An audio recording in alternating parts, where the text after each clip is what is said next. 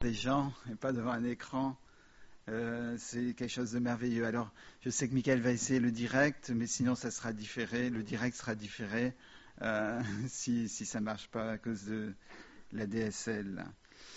Alors, il a été rappelé que c'est Pentecôte aujourd'hui, le dimanche de Pentecôte. Pentecôte, ça vient 10 jours après l'Ascension, et l'Ascension vient 40 jours après Pâques. Donc voilà. Alors, il est question de l'Ascension et de la Pentecôte dans 2 Rois, chapitre 2, si vous voulez bien tourner avec moi. 2 Rois, chapitre 2. Alors, c'est étonnant de dire que la Pentecôte et l'Ascension sont là, mais c'est là présent de manière prophétique, de manière extraordinairement prophétique d'ailleurs. On va lire quelques versets tout à l'heure. Peut-être, José, si tu viens, juste lire quelques versets. Ça va ? Ok. D'accord, comme ça, on va situer le... Donc, tu peux venir lire le début du chapitre, du verset 1. Ben voilà, ça va nous donner une idée du verset 1 jusqu'au verset 9. Ça va, 2 Rois, chapitre 2, verset 1 à 9. Oui, comme ça, c'est bien. Lorsque l'Éternel fit monter Élie au ciel, dans un tourbillon, Élie partait de Gilgal avec Élisée. Élie dit à Élisée, « Reste ici, je te prie, car l'Éternel m'envoie jusqu'à Béthel. » Élisée répondit, « L'Éternel est vivant, et ton âme est vivante. Je ne te quitterai point. » Et ils descendirent à Béthel.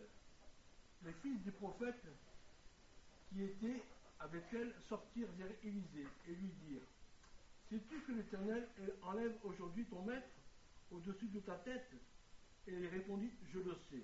Aussi taisez-vous. » Élie lui dit, « Élisée, reste ici, je te prie, car l'Éternel m'envoie à Jéricho. » Il répondit, « L'Éternel est vivant, et ton âme est vivante. Je ne te quitterai point. » Et ils arrivèrent à Jéricho. Les fils des prophètes qui étaient à Jéricho s'approchèrent d'Élisée et lui dirent, « Sais-tu que l'Éternel enlève aujourd'hui ton maître au-dessus de ta tête ?» Et il répondit, « Je le sais. Aussi taisez-vous. » Élie lui dit, « Reste ici, je te prie, car l'Éternel m'envoie au Jourdain. » Il répondit, « L'Éternel est vivant et ton âme est vivante. Je ne te quitterai point. » Et ils poursuivirent tous deux leur chemin. 50 hommes d'entre les fils des prophètes arrivèrent et s'arrêtèrent à distance vis-à-vis, et eux deux s'arrêtèrent au bord du Jourdain. Alors Élie prit son manteau, le roula et en frappa les eaux, qui se partagèrent ça et là. Et ils passèrent tous deux sec à sec. Merci beaucoup. Voilà, il y a 3 endroits que le Seigneur a demandé à Élie de passer. Alors étrangement, c'est dans le sens inverse de ce qu'on enseigne d'habitude, puisqu'il a fait le chemin arrière du peuple d'Israël quand le peuple d'Israël est rentré à la terre promise. Il a d'abord été envoyé à Béthel. C'est le premier endroit où ils ont quitté Gilgal.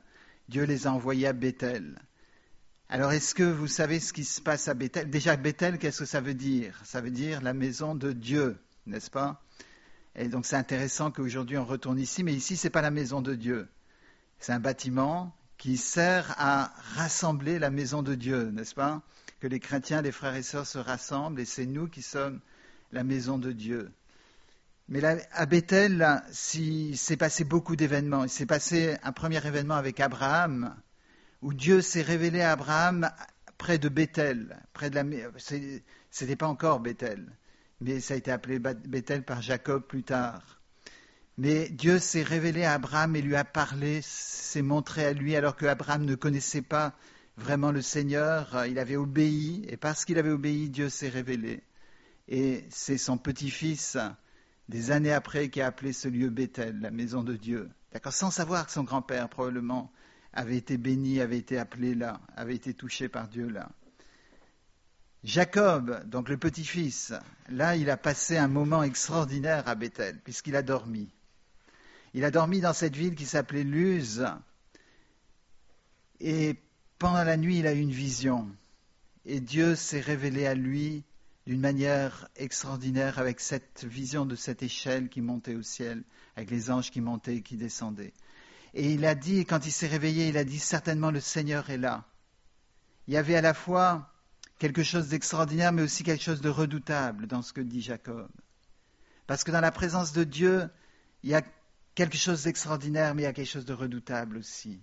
Vous ne pouvez pas vous approcher de Dieu juste comme ça, tel que vous êtes, comme si vous approchez d'un ami, de quelqu'un, d'un copain. On a essayé de faire ça dans certains milieux, de banaliser, de familiariser la relation que le chrétien avait avec Dieu, mais il n'en est pas ainsi. En tout cas, avec le vrai Dieu, on ne peut pas se présenter comme ça, sans être touché par lui d'une manière profonde en ce qui concerne notre péché. En tout cas, là, Jacob a construit un autel. C'est très frappant que son grand-père avait été touché, avait été interpellé par Dieu dans ce même endroit. Je pense que Jacob ne savait pas. C'est Jacob qui l'a appelé ce lieu Bethel. Et s'il avait su que son grand-père avait été béni, je suis sûr que ça aurait été quelque chose de encore plus exaltant pour lui. Mais en tout cas, il a reconnu et il a fait un vœu à l'Éternel, il a fait un engagement à l'Éternel à cet endroit-là, parce que Dieu s'était révélé à Bethel. Est-ce que le vœu que nous avons fait à l'Éternel, nous l'avons et nous le respectons encore aujourd'hui? Ou est-ce que nous l'avons oublié? Beaucoup d'entre nous, nous avons fait un vœu par le baptême, ou un ensemble de vœux. Et combien de fois on oublie? Mais Jacob a promis et il a tenu cette promesse. Il a tenu cette promesse toute sa vie. Et c'est quelque chose qui est sérieux, qui est solennel. On ne peut pas s'engager avec le Seigneur et ensuite oublier qu'on a fait cet engagement. Ou bien le mettre de côté. Combien de fois on l'a fait, combien de fois je l'ai fait dans ma vie. Il ne s'est jamais béni par Dieu. C'est là où on commence à se détourner, où on commence à s'éloigner du Seigneur et où on risque à perdre la communion, la relation avec le Seigneur. Il a amené là, à la maison de Dieu, à Bethel, cette ville qui était appelée Bethel, il a amené Élie. Et Élisée ne voulait pas quitter son maître. Et dans ce chapitre 2 que José a lu en partie, c'est remarquable de voir comment la structure du chapitre est faite. C'est comme un film, vous savez, les films qui sont de très bonne qualité, généralement, on commence par la fin. On met juste, donc on voit vers où on va aller, et ensuite on revient au début, et tout le film, c'est l'explication de la fin que vous avez vue au début. Et donc le chapitre 6 nous dit la fin de l'histoire. La fin de l'histoire, c'est Élie qui s'en va, qui est pris au ciel. Et il ne meurt pas, donc Élie. Il est enlevé au ciel de manière glorieuse. Et Élisée qui est témoin de cela. Et Élisée avait demandé à Élie de recevoir le Saint-Esprit, c'est-à-dire de recevoir l'Esprit qui était sur Élie. Élie lui a dit, parce que tu m'as suivi, qu'est-ce que tu veux que je te fasse? Et il a dit que je reçoive la double portion du Saint-Esprit que tu avais sur toi. Élie était un homme extraordinaire, rempli de l'Esprit de Dieu, dans l'Ancien Testament déjà.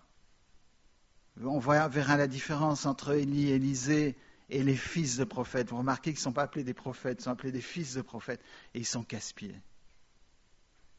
Et je crois que souvent dans nos églises, nous n'avons que des fils de prophètes qui sont casse-pieds quand ils prophétisent, plutôt que des gens qui sont remplis du Saint-Esprit, qui prophétisent, remplis du Saint-Esprit.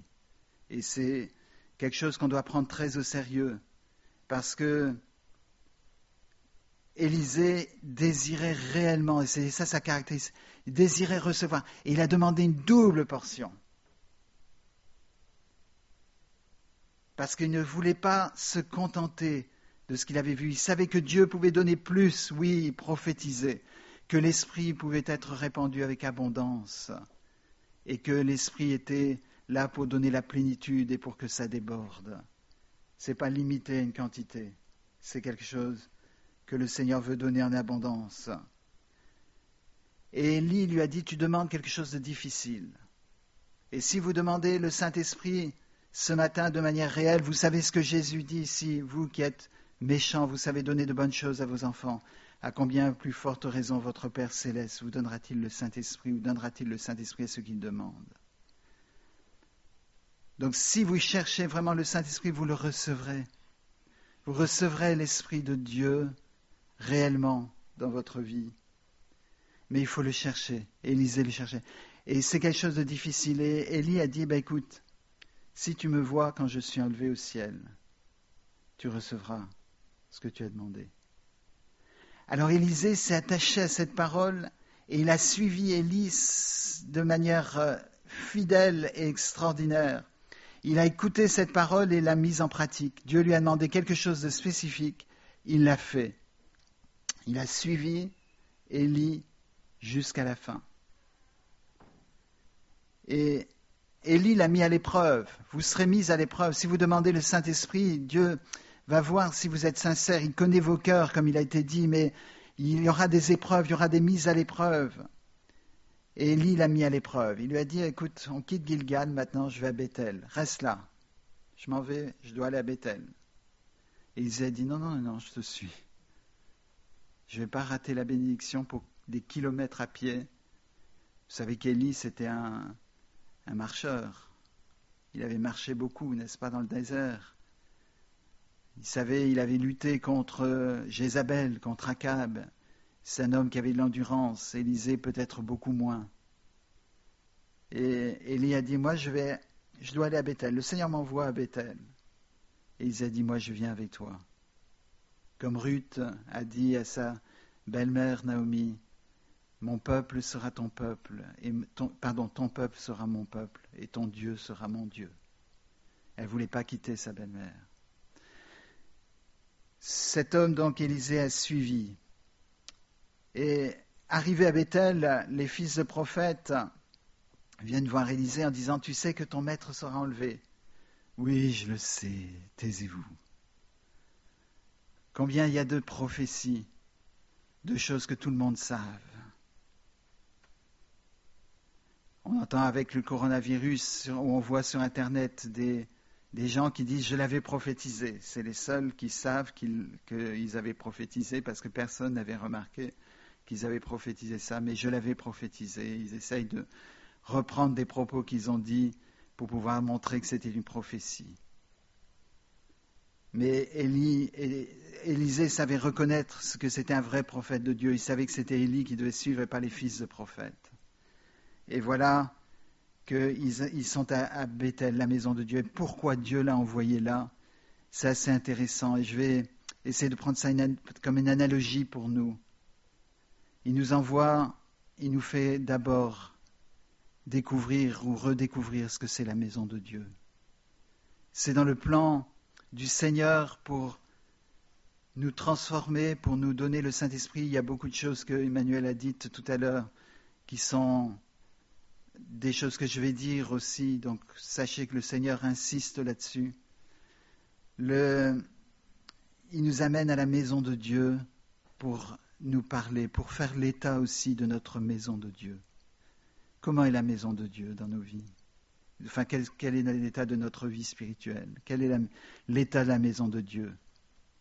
Un des prophètes, des petits prophètes que vous avez à la fin de l'Ancien Testament, Dieu dit « Vous habitez dans vos maisons lambrissées », qui était donc un signe de richesse, de bon état, et vous délaissez la maison de l'Éternel.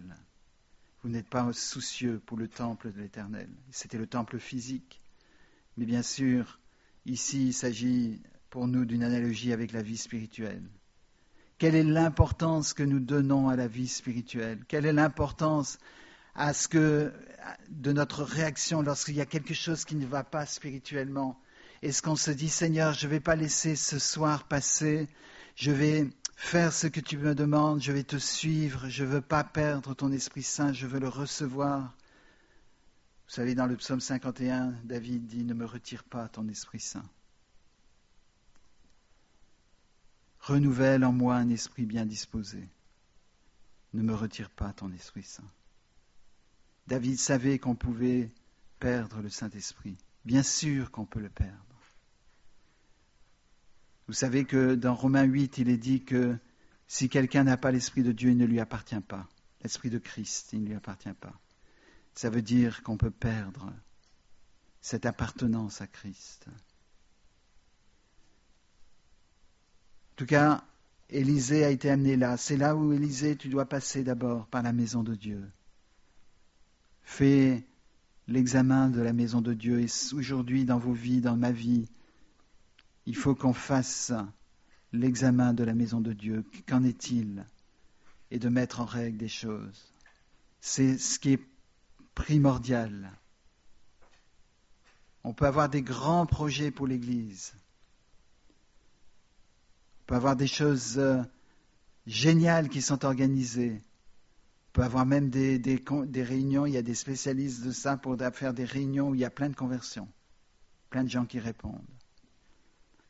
Mais si l'Esprit de Dieu n'a pas travaillé les cœurs, les vies entières des hommes et des femmes qui constituent l'Église, si le Saint-Esprit n'a pas travaillé chez les anciens aussi en premier, eh bien, tout travail, toute œuvre, toute organisation est vaine. C'est du temps perdu.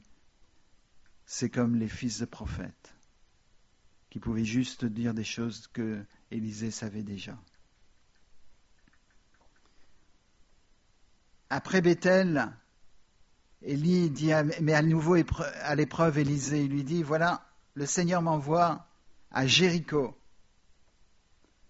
Reste ici. Non, je te suivrai. Vous voyez, il désobéit à son maître pour la première fois.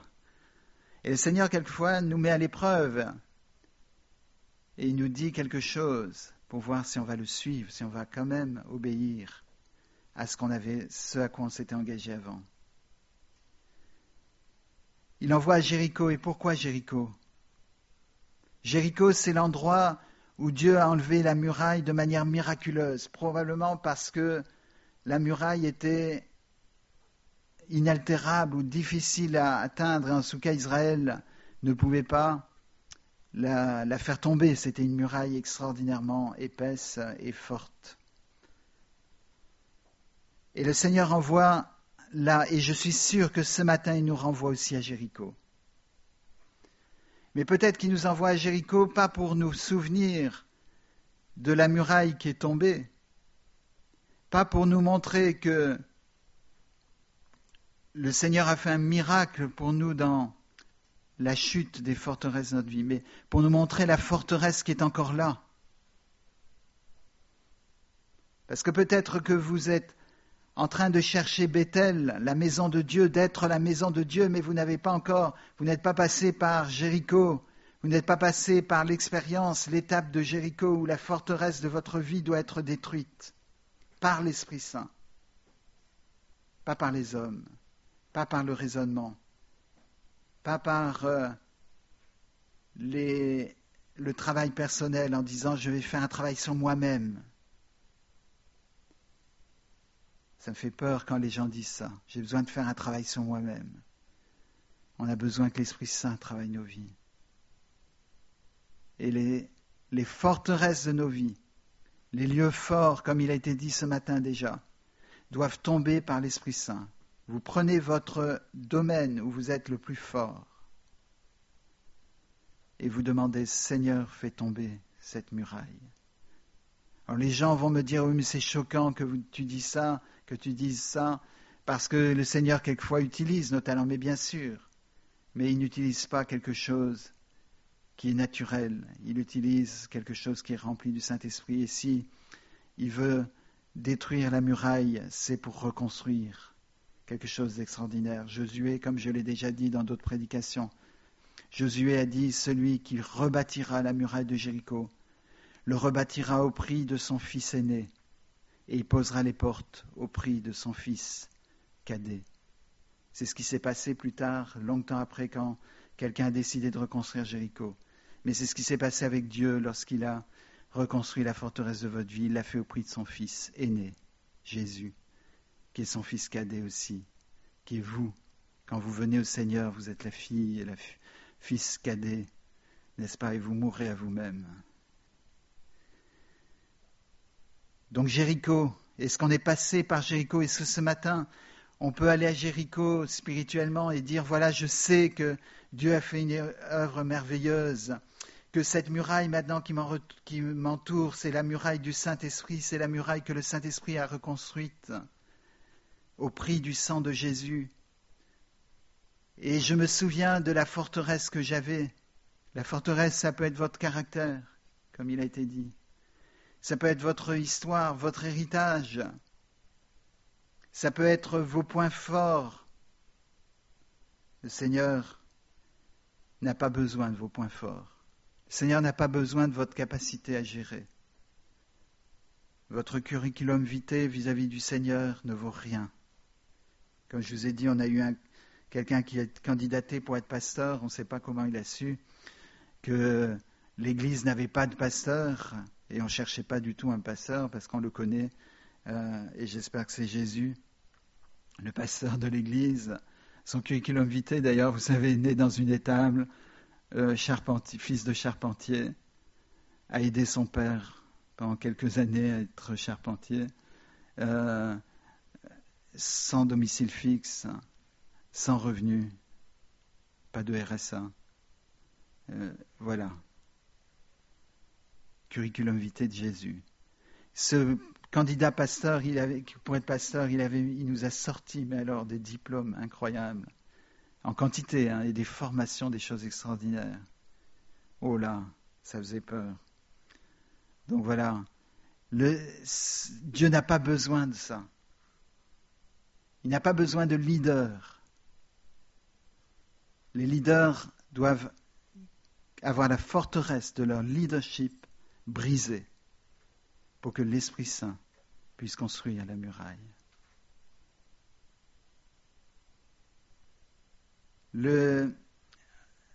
En tout cas, le Seigneur a amené Élie et Élisée à cet endroit-là, et je suis sûr qu'il nous amène là ce matin.